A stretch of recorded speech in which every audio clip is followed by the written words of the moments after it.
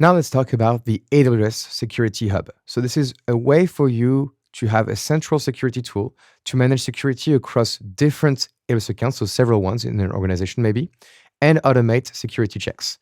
It gives you an integrated dashboard that is going to show you the current security and compliance status to quickly take actions. The idea is that it's going to aggregate alerts in a bunch of different services and partner tools, such as GuardDuty, Inspector, Massey, the IAM Access Analyzer, Systems Manager, Firewall Manager, and Partner Network Solutions, and across multiple accounts, and give you all these alerts into one central place called the Security Hub. So there's really a need here to centralize all these security findings into one place so that your team can be way better organized and can take actions based on these security alerts. And for Security Hub to work in the first place, you need to first enable the AWS config service. So if we look at the Security Hub right here, as we can see in this diagram, it is made for multi-accounts. So anytime in the exam you see security centralized place in multiple accounts, think about Security Hub.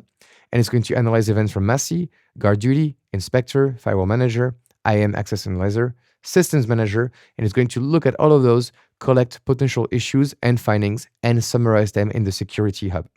Then the checks are going to be automated and they're going to appear in the Security Hub dashboards, but also events are going to be generated in the Event Bridge service, so CloudWatch events. And finally, if you want to investigate these events, then as we'll see in the next lecture, we can use the Amazon Detective service to get down to the root cause of what happened.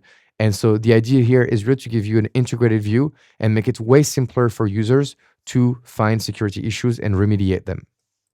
And so in AWS, we can see the Security Hub. So as we can see, there's a pricing per check. So the first 1,000 checks cost you this much, and then and so on. So the more checks you look, the more pricing you're going to have. Then there is ingestion of events. So the first 10,000 events are free, but then you have to pay per finding. Okay. You get 30-day trial for Security Hub. So I'm not going to enable it, but I just want to show you the options.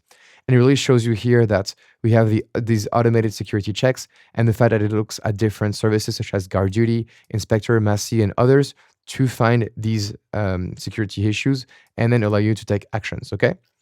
So if we go to Security Hub and enable the trial, we'll see that first we need to enable config to make sure that Security Hub can work. And then we need to choose the security standards we want to adhere to. So we can have 3 different options. And finally, the integrations based on the services that we have enabled. And then you click on Enable Security Hub and you'll be good to go. But I'm not going to show you anything. I'm not going to have security issues in my accounts because I don't really use it. But at least I showed you the option and you can see the kind of service that it is. Okay, I hope you liked it and I will see you in the next lecture.